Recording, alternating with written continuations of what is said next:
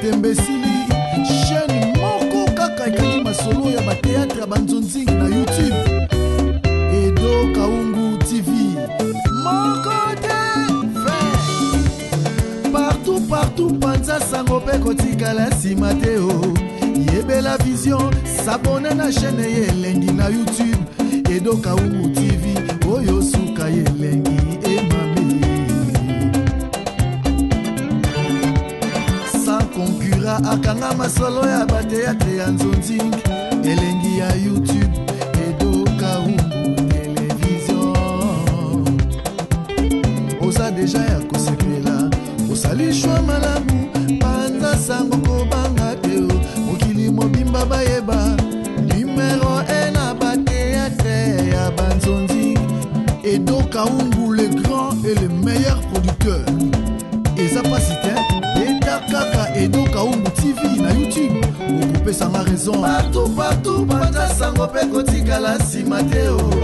Yela vision s'abonner na chaîne yelengi ya YouTube. Edo Kaungu TV oyo suka yelengi emame nani akoboya sans concurrent akanga masolo ya bateatre ya nzonzingi elengi ya YouTube.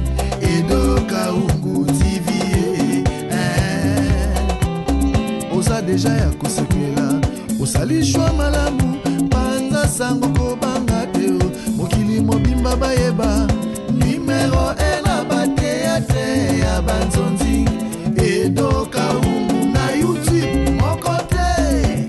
Edo Kaungu le grand producteur asalasala akanga masolo mokili mobimba na masolo ya bateatre ya nzonzingi yende.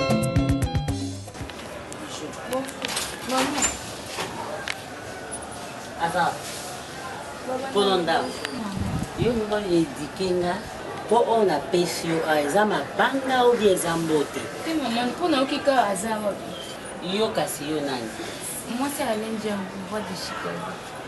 Ah bon? Oui maman. Maman vende pesa nanga na kosa mninga kiti naza mpaya. Oui maman kumba liboso na mwana na pesa mwana na moni ti mwana problème bino ba jeni fi bolukani bozolukana nini parce que ndenge eza wana jango aza na mwasi na ye baza matata na mwasi na ye mwasi na keika na tongo yo na poko ye mwasi na kei lobi yo na poko ye na poko te na lala kiawa eza etula ezosala bino bien bwaka na pite mama isenga ninga basi ya mwindo na ye do atiki Barcelone wana pembe ayepa na yo moka ningo za wana naloba mingi te bima keni pe koyaka lisusu ate so kutana jango lobaki nakoya kuna te po mama na bino alingaki te po za na mwasi na yo Cardozo aza na ndako oyo Cardozo nga na yebi Cardozo nga te akoza salite na libana me na kati neza salite te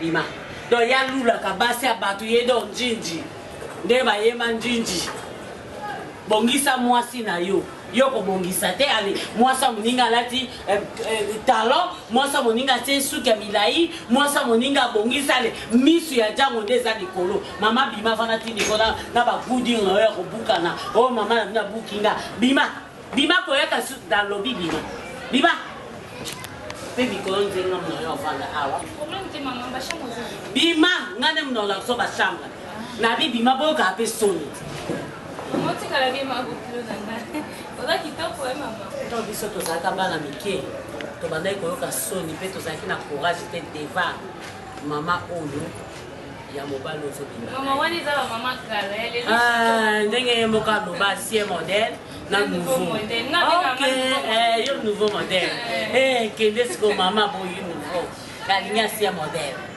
kende nga na lete oboyana te nalinga ye mama maman, tu vas bien, hein? Oui, vraiment la mission. Jean, tata ne passe pas à boiter. ozwi nani jango yebela vision s'abonne na chaîne ye elengi na YouTube Edo Kaungu TV oyo suka ye elengi emame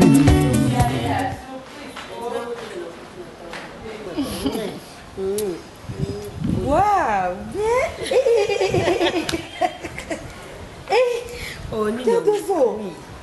Wapi kosepelisi nga mwasi azalaka nde boye mwasi na kitoko nyonso mama serdozo na nga bandeko na yambo lisusu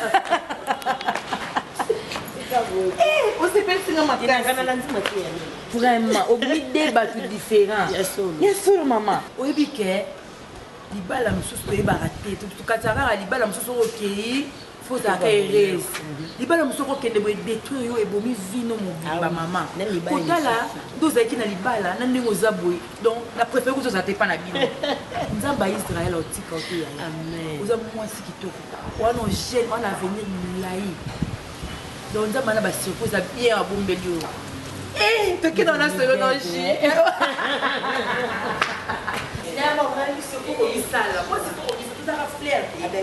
faut tout ça arrosera tout ça bien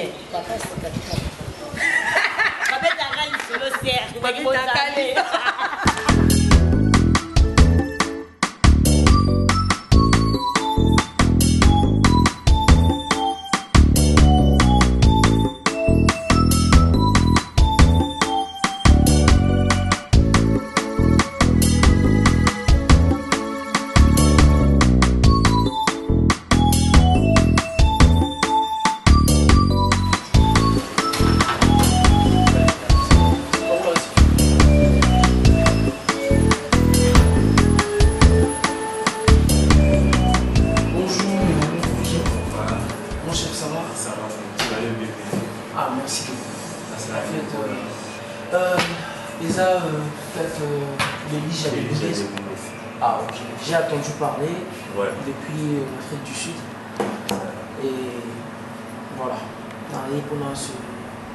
qu'est-ce qu'il faut faire pendant un mois par condition de toute façon, la bio à toi la Belgique de Bundes, l'espace très classique car pour se placer, condition de vie sont trop simple, c'est-à-dire il y a bio tous un appartement et puis tous ma chambre, donc chambre, équipée douche, télé, impeccable. Donc, le voyez, il y a un bio, on a enregistré, je te montre la chambre et puis on a un séjour, on va dire. Pas un surprise très abordable. Donc, on a nous pour quitter ce qu'on a Congo. Non, oui, très abordable. Très abordable, oui, parce que là, il y a parlé comme tout nous passer mes séjours. Maintenant, il serait à déjà à Bundes. Et on dirait qu'il y a pas mal de gens qui sont. Mais dans un vraiment, on a coordonné exact, je ne sais pas passer le message. Il y a un numéro, des adresses. Adresse, c'est ça. Merci pour la. Ah, on a moni auberge, Belija de Bundes. Précisément, je ne connais pas, hein, comprends-moi. Ah ouais, toi, on a commune à Limba, toi, on a quartier Camp-Riche. Donc, entrée à référence à l'église réception. Au côté, avenue échangère numéro 9. Donc, sur le côté, on a avenue échangère numéro 9. Donc, quand on a un côté immeuble, bien, et puis ça, moi, jamais avenue. Mais pour ceux-là, qui sont dans différents pays, dans des pays différents, du genre Paris, Londres, France, Londres, Belgique, et comment ils peuvent te rejoindre ou vous rejoindre?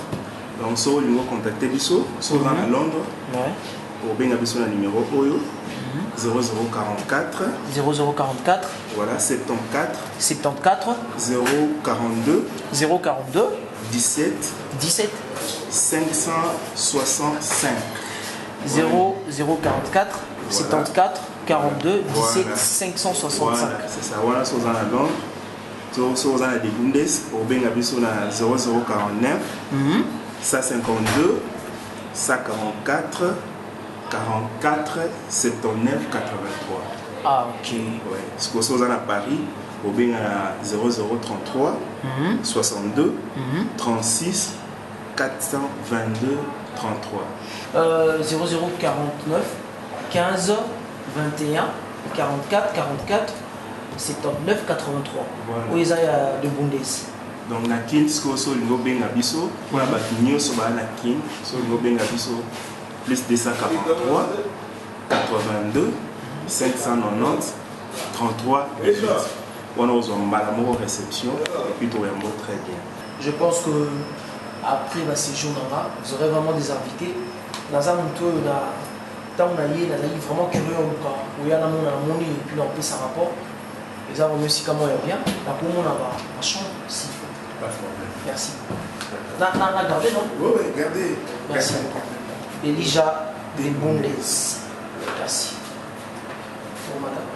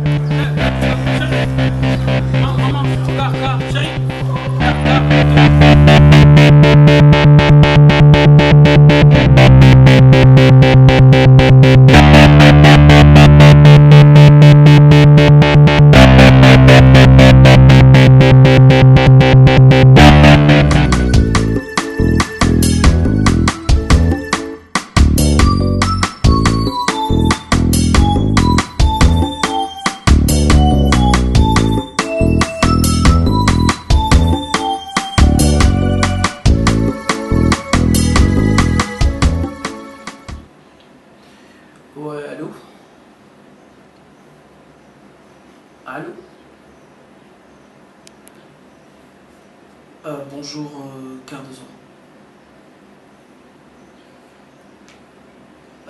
C'est Nike, la personne qui vous a donné le numéro l'autre fois. Ah d'accord, j'ai eu peur, j'ai cru que on bosse en là. Ouais, j'ai voulu t'appeler parce que on a pensé que peut-être qu'il y aura abouti sans pour autant une adresse. Ah d'accord, l'adresse dans un avenue échangeur, dans la flat, il y a Berge Belige de Bundes. Ouais, avenue échangeur.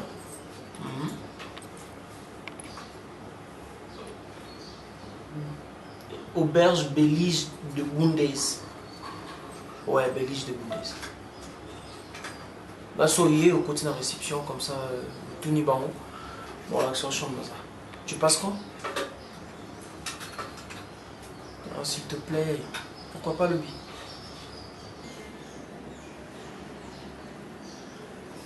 Ok, tu vas faire ceci. Tu vas prendre la moto, place aux arbres ou bien taxi express. À Tikayoti, l'avenue, comme ça, je veux sortir, je veux payer. D'accord. T'es pas déjà à mentir, je crois que tu viendras. Bonne journée. Merci. À plus.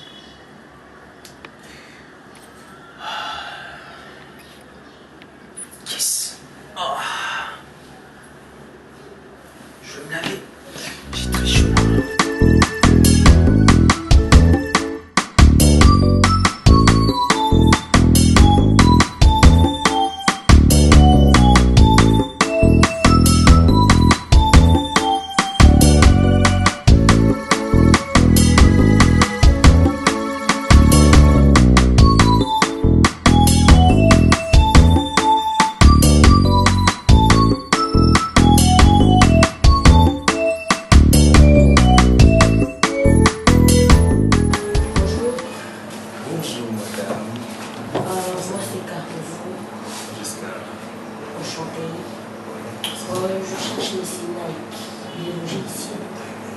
rendez-vous?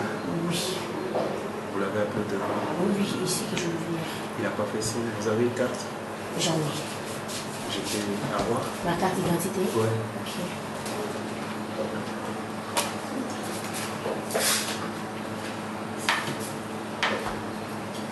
Voilà, elle est là. Ok. Merci beaucoup. Je vais d'abord le voir, demander. Pas de si problème. Pas de problème. D'abord Bengaï? Non, non, pas de problème. D'accord.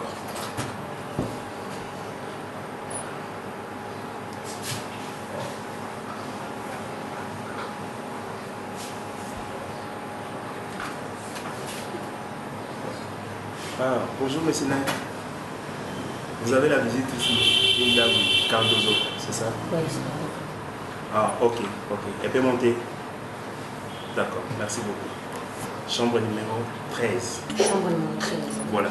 Premier niveau, deuxième niveau. Deuxième numéro, s'il vous plaît. Merci beaucoup. Merci.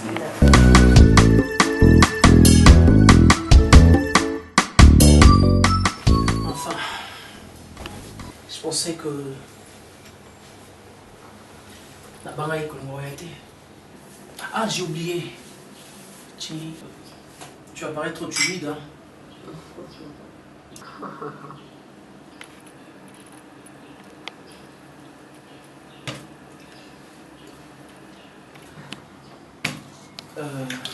Cardozo. Oui. On avait dit que quoi paraître un peu étrange.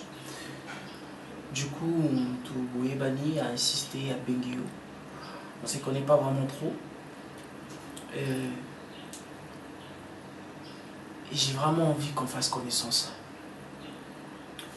En d'autres termes, qu'on soit des amis dans le sens que tous tes problèmes seront mes problèmes et ma problème non, ils ont un problème là. En fait, c'est pas pour te flatter. Tu as quelque chose en toi de l'unique que tout le monde a du mal à voir. Et en te regardant, s'il faut fermer mes yeux et deviner et ouvrir du coup, je vois que tu as beaucoup de problèmes. Excuse-moi, nous allons un peu pas trop curieux parce que c'est peut-être tes problèmes mais à privés. Et ton ami il est là. Si tu as des problèmes, n'importe quel problème, s'il faut t'aider, tu vois, j'ai pas assez de millions, mais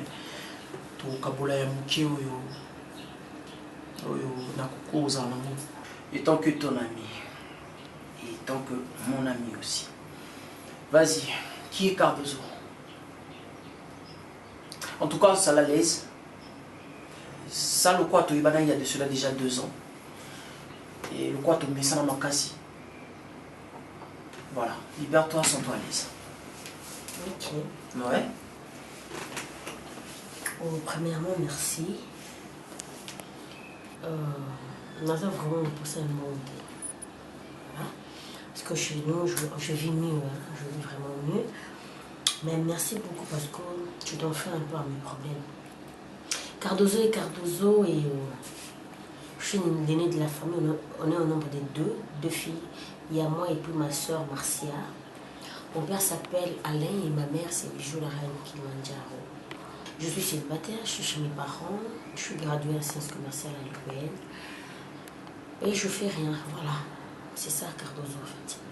Voilà pourquoi j'ai dit et j'ai bien deviné pour te dire que tu as quelque chose en toi de l'unique, de l'authentique, de génial. Ça, en tout cas, là, c'est pas pour te flatter. J'ai vite deviné, j'ai vite compris que tu étais une grande dame en toi. Merci. Et une grande dame en devenir. Merci. La future Nayo. Je suis pas là pour une relation, il y a un intérêt quelconque. Je veux seulement des Nautoluba. Mes problèmes seront tes problèmes seront mes problèmes. Je me demande, gradué en sciences commerciales, pour ne rien faire, oui, conjoncture et Mboka, notre pays, de fois, il faut beaucoup de branchements. Mais ça tombe bien. Toyebani, on est des potes, on est des amis. Soki, j'ai quand même cette facilité, je pourrais peut-être te brancher. Pas de problème. Ah, merci. Merci beaucoup. Encore une question. Vas-y. Mais avant de le dire, j'aimerais prendre une verre. Qu'est-ce qui te rend heureuse dans la vie? Dans tes rêves? La solitude. Waouh. Merci pour ta réponse. Qu'est-ce qui t'énerve de plus? La solidarité. La solidarité. Voilà. Ok. Je m'explique comment je peux. Vas-y. Ok, d'accord. Quand je suis seule, je suis heureuse. Mais quand je suis avec des gens, je suis pas heureuse. Bref, c'est ça. Attends. C'est bizarre. Tu as quelque chose à me dire On aura le temps, t'inquiète. Ne sois pas pressé. Non mais sérieux Cardozo, je ne suis pas pressé. En fait le problème est que à dater de maintenant et aujourd'hui, Naza pour ça, vraiment tout de toi, ils allaient vraiment actif, tout de toi, ils allaient. Ça serait un peu difficile que tu connaisses tout de moi aujourd'hui. Donc Ouais. au fur et à mesure, on va commencer à se revoir et puis tu vas me connaître et tu auras le temps de tout savoir de moi. Mais pour l'instant, c'est un peu difficile.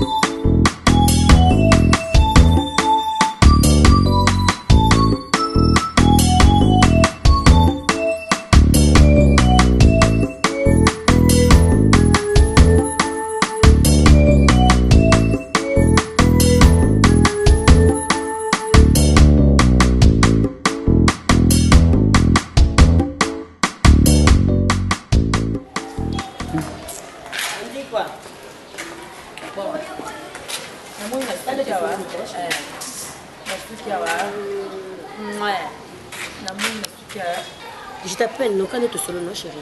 C'est bon, non? Ok, quand est-ce solo?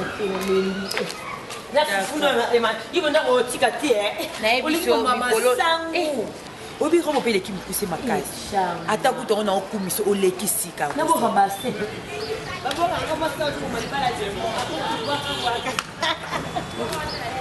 Non, t'inquiète chérie, obi que na za na na.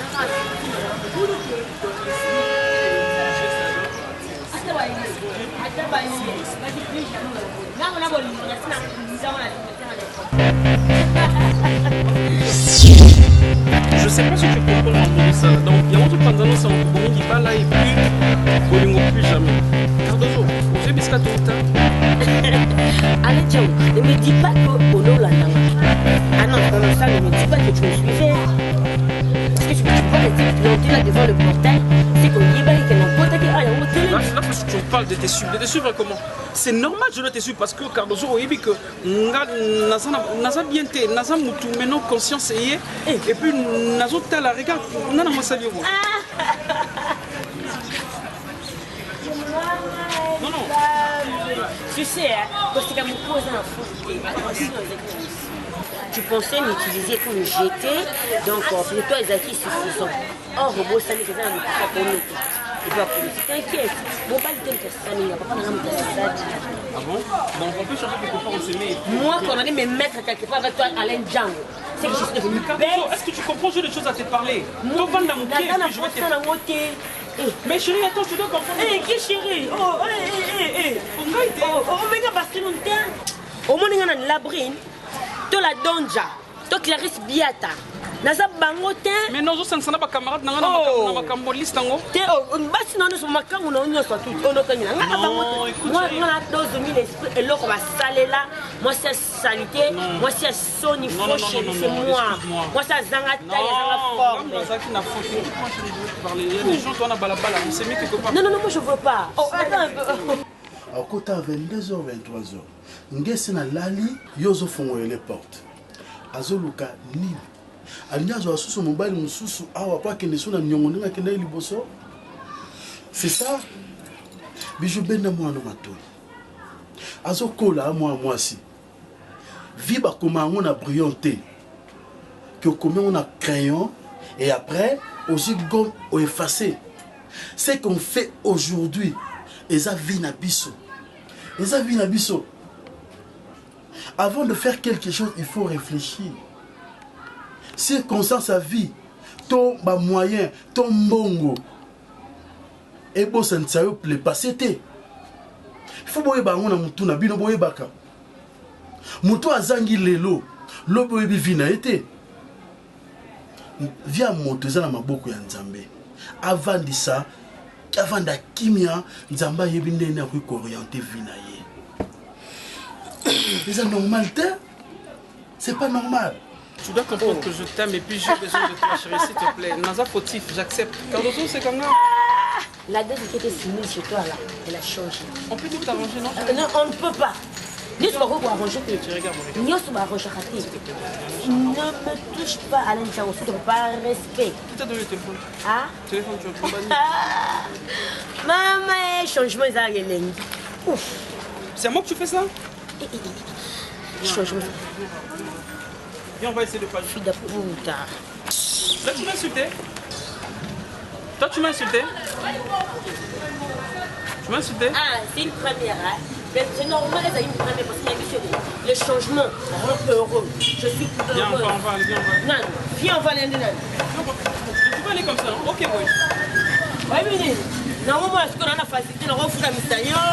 Normalement, nous sommes à Banga, viens, à genoux. Là,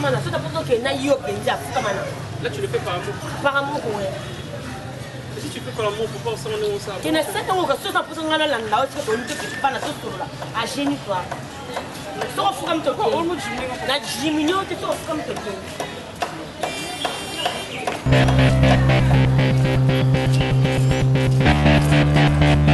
C'est pour la langue. Moi, je m'en ai demandé ça.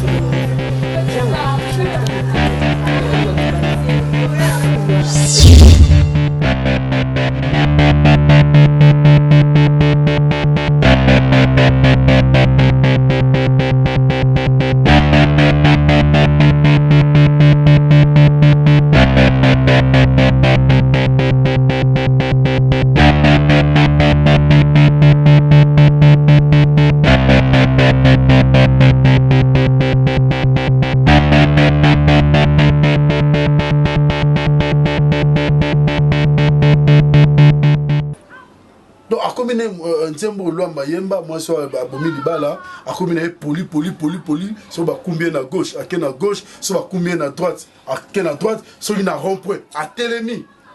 Nala solo la nae. Na vandi si na te ya lui maman. Na okoko bomba te. Na lingi mobali nga vanda so na ma campagne. Pona bossa na Alain Django na bossa ni na vie nanga. Parce que Alain Django a choqué nga makasi. Gabibo. To boité quand même soko zu mobali yango. Kolinga te okoma na sous problème okutana nango liboso. Na ko préférer oyebisi papa na yo nga loko oyebisi oyebisi papa na yo ye mobali yango ye normal nde mibali nyonso ba responsable ba yaka okutana ba parents ya mwasi. Oloki ke na ko lukaka ye lisusu ozonga ba butu ozomona eza kitoko te bakulu na bakokanga yo. Si mobile na lingi te na ba choka autozwa soka zui mobile aza mwasi oui bravo mais aya na ye ata même pas mobile ngo fu bazwa temps koyebana aye na ye bafandi basololi après aketika ye na kwe mobile azwi transport akei azongi na ndako. C'est comme ça. Yebela Vision, s'abonner na chaîne Yelengi na YouTube. Edo Kaumu TV, Oyo Suka Yelengi Emame. Sans concurrent, Akanga Masolo ya Bateate ya Nzonzing. Yelengi ya YouTube.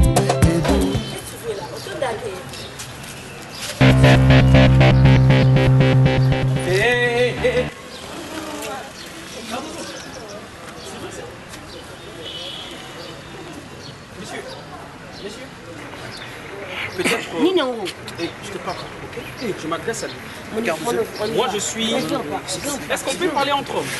Mais devant, je ne sais pas si. Je suis désolé, je ne vous connais pas, mais vous avez cette audacité. Toi, tu l'appelles audacité. Plus que le mot, l'audacité. Vous n'êtes même pas présenté. Tiens, mon amour, c'est mon ex. Mon ex. dont je te parlais là. Qui est ton ex? Le monsieur qui m'a fait souffrir. Qui est ton ex? Toi là, c'est toi mon ex. Ok, je vais te parler. Moi, c'est Alain Django. Je crois qu'avec la dame en question, Obozanaye Cardozo, on a passé de bons moments. Et puis n'importe quoi. De bons moments. Si peut-être, excuse-moi, je vais finir. Si au moins, Azwa tant qu'au Solana, tant au Bandé qu'au Dragué, il fallait bien savoir vérité que Azana Mouche. Je lui ai dit. Azalaka. Azalaka. Okay. Azalaka. S'il vous plaît. Je ne sais pas si c'est Alain encore. Tu parles de ta femme, vous avez eu à passer de bons moments. À l'état que j'ai vu votre femme, et vous me dites que vous avez eu à passer de bons moments. Monsieur Alain Django, je tiens à vous informer que ma femme c'est ton ex, son homme c'est moi. Tu connais alors je vous dis une chose. Tu connais sa famille? Maman n'a papa n'est pas beauté. Django. Kanga. Oyebi que ngai na famille na bonga na bima. Est-ce que tu le sais? Mais c'est le passé. Oyebi noko na bango o azara na makala comme ne ndombasi. Noko na bango bayebi que nga bientôt dans un petit facture ba pesanga dans un petit biloko patina officieuse d'une manière coutumière. Est-ce que tu le comprends? Moi c'est bon on au fanaye. Azobombela yo azana kanda ngani tozana ces discussion na bakanda tozana ngana ye nde yango mona ngasa la folie wana. Je te dis mon frère pour repasser ma raison akotika yo parce que Olimone c'est moi. Elle m'aime beaucoup, elle était folle de moi, elle continue à être folle de moi. Dieu mon frère n'a pas de décevoir Yozo. C'est vrai. Je te dis, elle peut dire ça. Ok? Je m'en fous sur tout ce que tu dis. Dozo. Ok. C'est vrai. Bébé, c'est mon ex. C'est mon ex. Vous êtes ensemble ou pas? On n'est pas ensemble. On y va. On y va. J'ai plus le temps à perdre. Si réellement c'est ton ex, parce que ex, ça n'a rien à voir. Ok? Mais Makambazolo, si réellement je tiens à toi, ok? Dozo, n'insiste pas.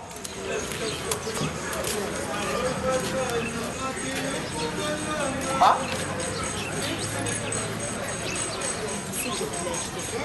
Quoi? Yozo humilié devant. J'ai des mots à lui dire, s'il te plaît. Permets-moi, je dis. Jésus-Marie Joseph. Ne te fâche pas. Ça arrive. Le vrai amour existe. Je t'ai dit, peu importe le problème, on peut avoir des problèmes, mais le vrai amour existe. C'est moi, Nike. Il y a une différence entre l'affection et l'amour. Hein? Peut-être c'était l'affection pour qu'elle se débarrasse de moi, mais elle porte mon amour. C'est la vie qui va. Je sais que c'est pas facile.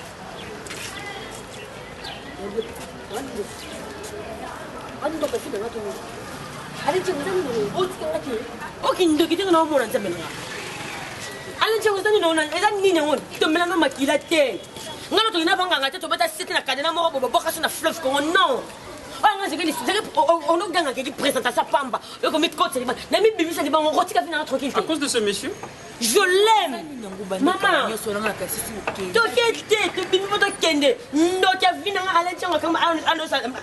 N'importe quoi. Que alors qu'elle n'est pas papa, nous on a besoin d'un abongo. Nous on doit aussi, alors on dit que l'on a un officiellement et tout. On a moi ça finit. Est-ce qu'il n'a rien à faire? Excuse-moi, peut-être. Devant ta porte. Devant ta porte, tu dois comprendre une chose. Que je comprends quoi? Je le dis avec cause, ok? C'est monsieur ici, Akoya, Akoya, la vie et ce monsieur-là a essuyé mes larmes pendant que toi tu me faisais pleurer à chaque temps. Ce monsieur-là a guéri toutes mes blessures. Aux Alawati. Ce monsieur-là, maman l'avait, il t'a aidé. Ndindi, n'importe quoi. Ce monsieur-là, il a solo, il a saleté. S'il te plaît, que nous perdre la bonne manière pour avoir je fais ça. Nous sommes devant ma mise parce que nous sommes devant ma mise. Devant Batunios, devant ma kaunao. On peut s'en rester moi torchon, marche bien, papier hygiénique. Le nom de la ruine est serviette. On va faire un zoto, il y a pembe, n'importe quoi. Si je perds Nike à cause de toi, mon nom salayo. Dans ça, sur la Cardozo, on a un côté, ta boniche, à l'autre côté, on est salté au pacolier. Non. La commune révolue. Ok, la commune émancipée. Je peux dire une chose. Tu sais, Cardozo, tu cries, mais je sens qu'il y a l'amour dans tes yeux. Et l'amour existe. Je m'aime. Mais tu es en colère.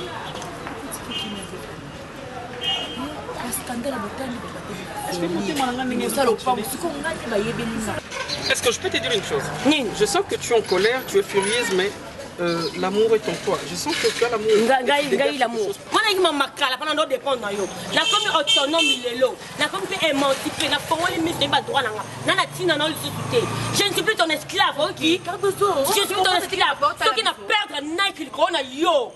Django, ceux qui n'ont perdu mon balle, on a dit qu'on a eu, on a solo, on dit matin, n'importe quoi et tout la numba. Au monde où on a fini pour le bâtiment de monde là. Le bâtiment de monde là. Il y a un bâtiment là. On a un bâtiment, parce que si le roi a pas on a mis sur la barre. Bah finir on a dans le balai. Les Arabes bonus là, la gagne mbanga a pendant chez on aura dans le bâtiment. Maman, si tu m'aimes beaucoup, moi aussi je t'aime. Cardozo na sepe la tamukete. Ami sa sorti que ça pour ça na eh. Botika la zoya ko mbande. O tika le tika ta pambati. Pour ça pamba bona pour ça pamba limo c'est telengani. Na sepelité maman, na sepelité. Oka kolobane bolte na sepe la tamukete quand même yeba ka aza mobile. Okoka ngela misa batute. Okoka ngela misa batute. Ata kutu boboy ni. Papa la mata yo mo kokeka. Tika kimi na vie na ye resta yebisa yo. Alingi mobile na ye aloko tina ba passe. Yo imileki okwaka to vekitaki yo te komite ngo bakata. Tu sais pas si on a mon Cardozo. Pas si on a mon Cardozo. Pas si on a mon Cardozo. Pas si n'est Cardozo mon apona yo papa. Mais d'abord ce mec c'est un distrait. Tika bango kinya. En regardant juste ce mec, si je le regarde comme ça, je vois c'est un distrait. Bah je sais pas s'il s'est fait d'un fils de la famille du Tokome à Yena ba prestige. Ngani là en salle. Ce que je vais faire c'est quoi mamie, excuse-moi.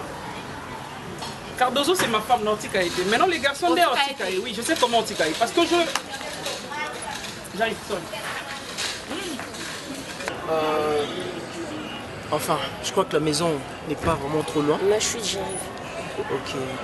Merci beaucoup. Je pense qu'on a passé vraiment de beaux moments. J'ai aimé les restaurants surtout. Ah, ok. Merci à toi aussi. Une femme comme vous savez, vous méritez toutes sortes de bonnes choses. Et ça voilà. me touche. Vu que, tu sais, quand on a l'opportunité, on les saisit pour une seule fois. Ah. Vraiment, vous m'avez marqué. C'est vrai. Sérieux. Et je crois que c'est pas pour la dernière fois. Malali Bosso peut à Soukate. Non, t'inquiète. Mais on aura beaucoup de temps tout en et je sais pas. Quoi? J'aimerais vraiment opérer sur la Kitty. Peut-être par rapport à il y a temps. Il est déjà presque 20h et papa et moi sont à la maison. D'accord.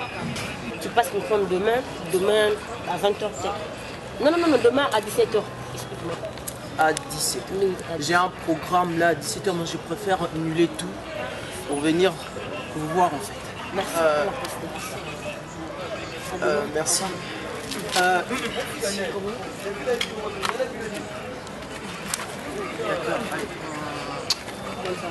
Bonne soirée. Merci. Sérieux, cette femme, elle a vraiment un corps de rêve. Je t'aurais.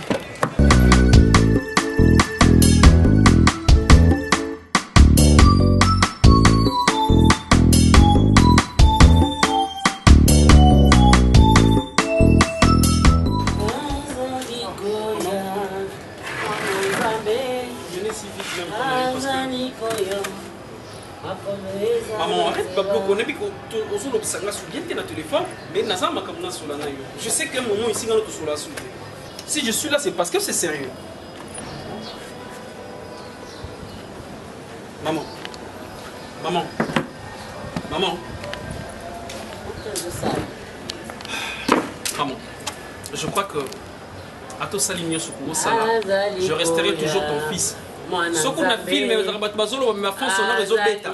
Maman paye mbanga na ndolobaka ko ngape na ndolobaka isifi oyoka. Azaliko. Obina malade. Ah, omoni, omonso kati po ki souci siko ya mwana onto ke aza malade. Maman, ce qui n'a pas c'est que naza vraiment sérieux. Omoni siko ngoyi baso na bedi. Ngana kufa ka bo ngana, c'est comme si j'ai pas une mère. Maman, comment tu as dit que tu as dit que tu as dit et puis c'est comme ça, on a mis là. C'est même pas question de Yacoubé la maman. Si je suis là, parce que nous avons moto. Tu non loba, non loba tina. Tu non loba malika. Nazobela. Maman nazobela. Malade. Nazobela parce que nazab bien. Si je le dis, na lukiyo parce que nous avons mettre les sons pas montunyo sur politique. Naza moto des fois na tali vie na ndenge bandi ko kende na ndenge na bande ko mimango je suis quand même conscient na vie non étant humain comment on ko ma vie na ngabo on dit na ina souci à vie na ngati maman on habite sur na bango za envoûtement j'ai été envoûté ou bien na lo ba que ngamoko na tiango na mutu na sa négligence mais j'ai appris beaucoup de choses j'ai appris beaucoup de choses et puis je comprends rien na lo ba que une leçon même Cardozo m'a enseigné. Cardozo, c'est une femme. Pour son atelier, maman. Oui, Cardozo, c'est une. Donc, je ne sais pas même comment l'appeler, la bonne ou la très bonne femme. Azan un mouvement du corps qui est ancien. Yo lingaki mouvement du corps, il y a un nouveau modèle. C'est quoi? Ozana makanisime sous dengeni. Maman. Abambelo sous ancien modèle. Attends na fingier. Attends le bélier mabe. C'est vrai nga moko pe na lobango na owanga na telo ba que ba mouvement du corps et ancien modèle on a le cola ba Mercedes on ba 190 nga na limbara na ngango. Mais ne comprendre que c'est important. Il y a makasi et puis si siko ezaka ezalaka ndila. Oui, mais biloko musu toza kotamboka nango au chrétien on ka parachar ekoi. Yango na zolo maman.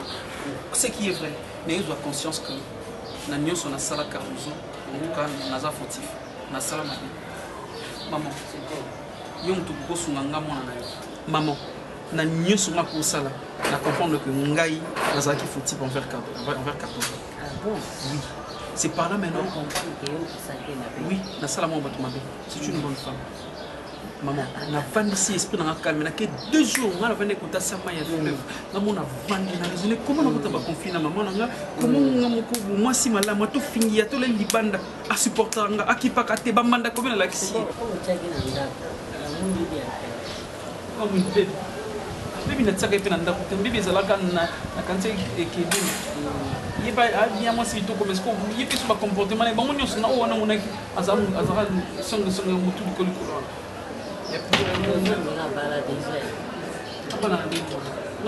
parce que on qui la Cardozo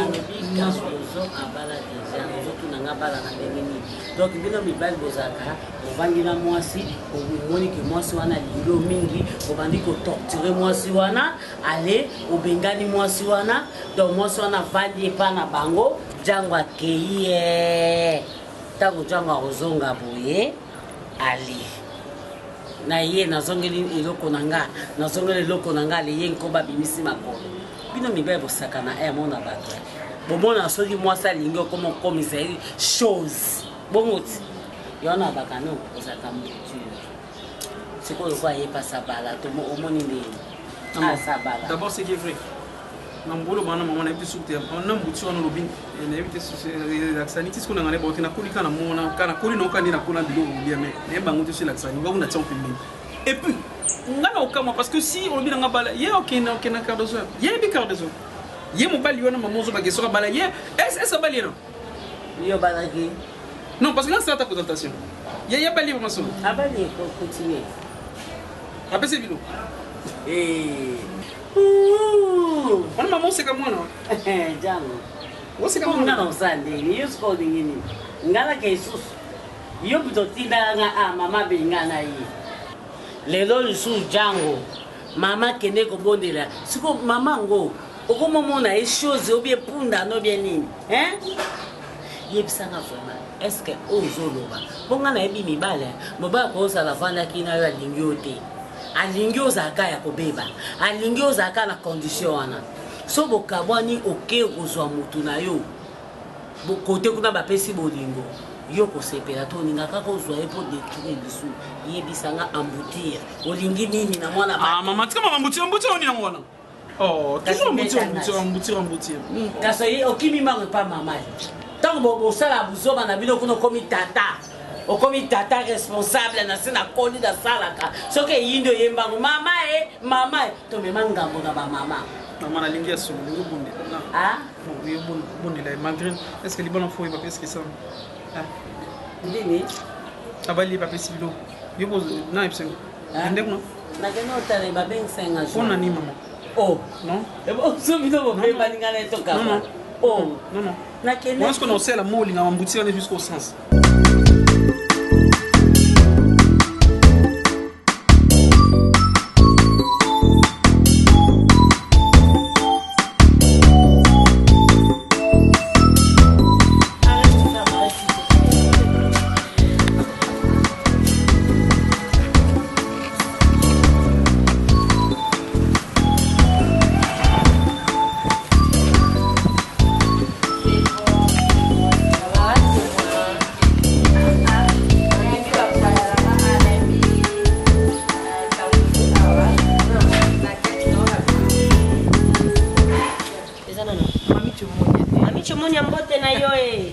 Ok, donc rappelons après.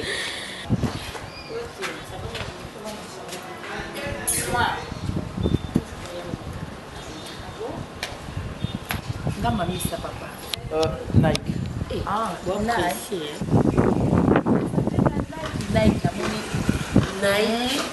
Nike, elle c'est Mamisa Chama, la chinoise, ma copine est dedans.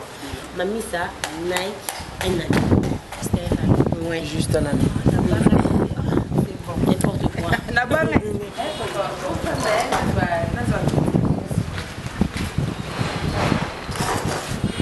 L'amitié.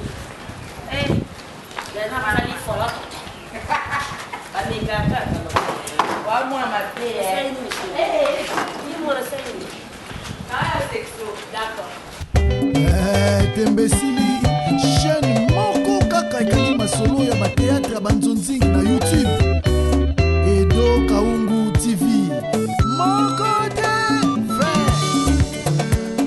partout panza sango mpe kotikala nsima te o yebela vision sabone na chaîne ye elengi na YouTube Edo Kaungu TV oyo suka ye elengi emami